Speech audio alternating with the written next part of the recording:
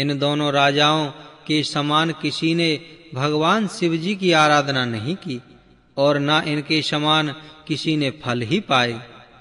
इनके समान जगत में ना कोई हुआ, ना कहीं है और ना होगा। हम सब भी संपूर्ण पुण्यों की राशि हैं, जो जगत में जन्म लेकर जनकपुर के निवासी हुए और जिन्होंने जानकी जी और श्री रामचंद्र जी की छवि देखी है। हमारे शरीर का विशेष पुण्यात्मा कौन होगा? और अब हम श्री रघुनाथ जी का विवाह देखेंगे और भली भांति नेत्रों का लाभ लेंगे। कोयल के समान मधुर बोलने वाली स्त्रियां आपस में कहती हैं कि हे सुंदर नेत्रों वाली, इस विवाह में बड़ा लाभ है। बड़े भाग्य से विधाता ने सब बात बना दी है। ये दोनों भाई हमारे नेत्रों के अतिथि हुआ करेंगे।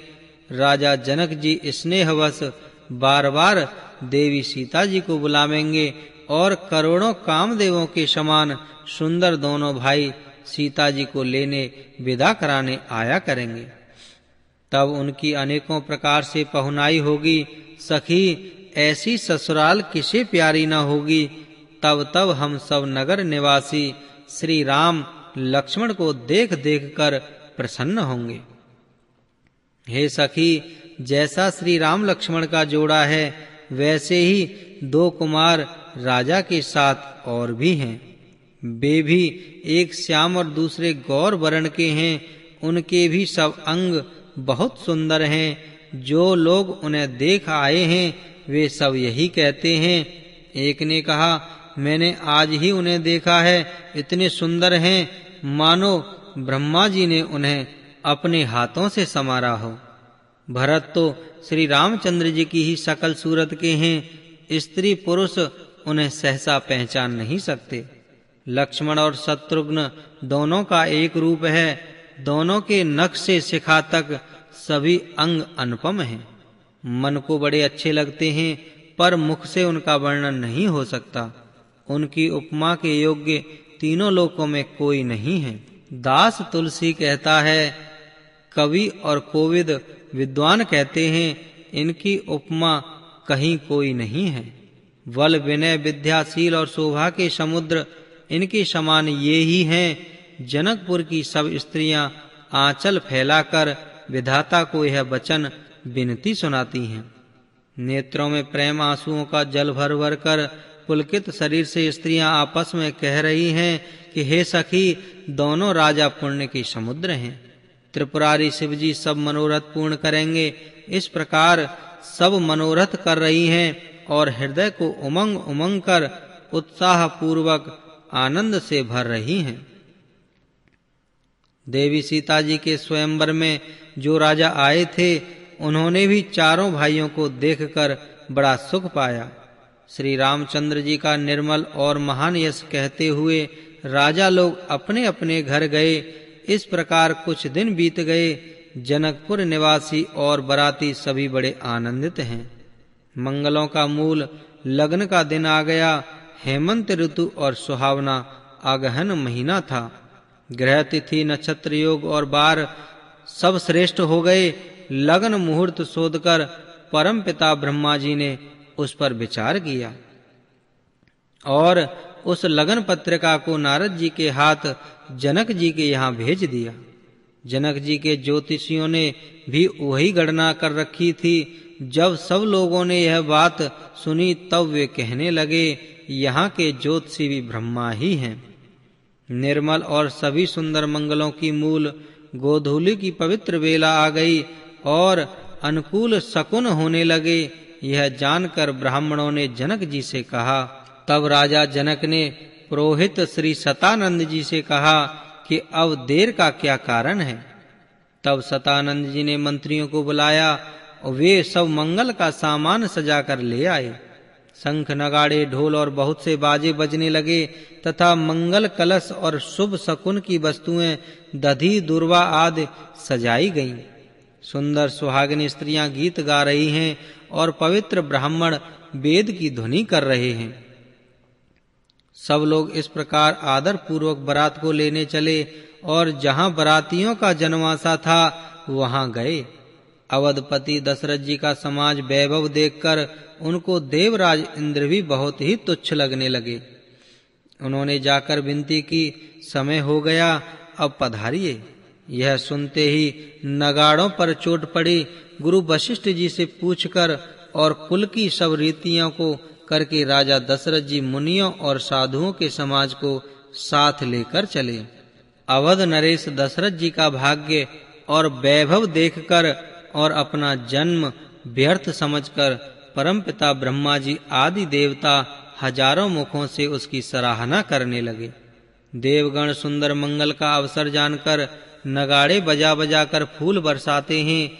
भगवान शिव जी, परमपिता ब्रह्मा जी आदि देव वृंद यूथ टोलियां बना बनाकर विमानों पर जा चढ़े और प्रेम से पुलकित शरीर हो तथा हृदय में उत्साह भरकर श्री रामचंद्र जी का विवाह देखने चले।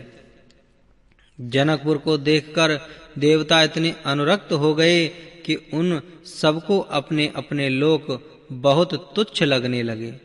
विचित्र मंडप को तथा नाना प्रकार की सब अलौकिक रचनाओं को वे चकित होकर देख रहे हैं। नगर के स्त्री पुरुष रूप के भंडार सुघड़ श्रेष्ठ धर्मात्मा सुशील और सुजान हैं। उन्हें देखकर सब देवता और देवांगनाएं ऐसे प्रभावहीन हो गए जैसे चंद्रमा के उजाले में तारागण फीके पड़ जाते हैं। परमपिता ब्रह्मा जी को विशेष आश्चर्य हुआ, क्योंकि वहां उन्होंने अपनी कोई करनी रचना तो कहीं देखी ही नहीं। तब भगवान शिव जी ने सब देवताओं को समझाया कि तुम लोग आश्चर्य में मत भूलो, हृदय में धीरज धरकर विचार तो करो कि यह भगवान की महामहिमामयी निज शक्ति श्री सीता जी का और अखिल ब्रह्मांडों के परम ईश्वर साक्षात भगवान श्री रामचंद्र जी का विवाह है, जिनका नाम लेते ही जगत में सारे अमंगलों की जड़ कट जाती है और चारों पदार्थ अर्थ धर्म काम मोक्ष मुट्ठी में आ जाते हैं। ये वही जगत के माता पिता श्री सीताराम जी हैं। काम के शत्रु श्री शिव जी ने ऐसा कहा। इस प्रकार श्री शिव जी ने देवताओं को समझाया और फिर अपने श्रेष्ठ बैल नंदीश्वर को आगे बढ़ाया। देवताओं ने देखा कि दशरथ जी मन में बड़े ही प्रसन्न और शरीर से पुलकित हुए चले जा रहे हैं। उनके साथ परम हर्षयुक्त साधुओं और ब्राह्मणों की मंडली ऐसी शोभा दे रही है मानो समस्त सुख शरीर धारण करके उनकी सेवा कर रहे हों। चारों सुंदर पुत्र साथ में ऐसे सुशोभित हैं मानो संपूर्ण मोक्ष सालोक के सामीप्य सारूप्य सायुज्य शरीर धारण किए हुए हों। मरकतमणि और सुवर्ण के रंग की सुंदर जोड़ियों को देखकर देवताओं को कम प्रीति नहीं हुई, अर्थात बहुत ही प्रीति हुई। फिर श्री रामचंद्र जी को देखकर वे हृदय में अत्यंत प्रसन्न हुए और राजा की सराहना करके उन्होंने फूल बरसाए। नख से शिखा तक श्री रामचंद्र जी के सुंदर रूप को बार-बार देखते हुए माता पार्वती जी सहित श्री शिव जी का शरीर पुलकित हो गया और उनके नेत्र प्रेम आंसुओं के जल से भर गए। श्री राम जी का मोर के कंठ की सी कांति वाला हरताभ श्याम शरीर है। बिजली का सा अत्यंत निरादर करने वाले प्रकाश में सुंदर पीत रंग के वस्त्र हैं। सब मंगल रूप और अत्यंत सब प्रकार से सुंदर भांति भांति के विवाह के आभूषण शरीर पर सजाए हुए हैं। उनका सुंदर मुख शरद पूर्णिमा के निर्मल चंद्रमा के समान और मनोहर नेत्र नवीन कमल को लजाने वाले हैं। सारी सुंदरता अलौकिक है, माया की बनी नहीं है, दिव्य सच्चिदानंदमयी है।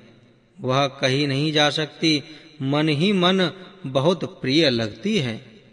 साथ में मनोहर भाई सुशोभित हैं, जो चंचल घोड़ों को नचाते हुए चले जा रहे हैं। राजकुमार श्रेष्ठ घोड़ों को उनकी चाल को दिखला रहे हैं और वंश की प्रशंसा करने वाले मागध भाट बिरुदावली सुना रहे हैं।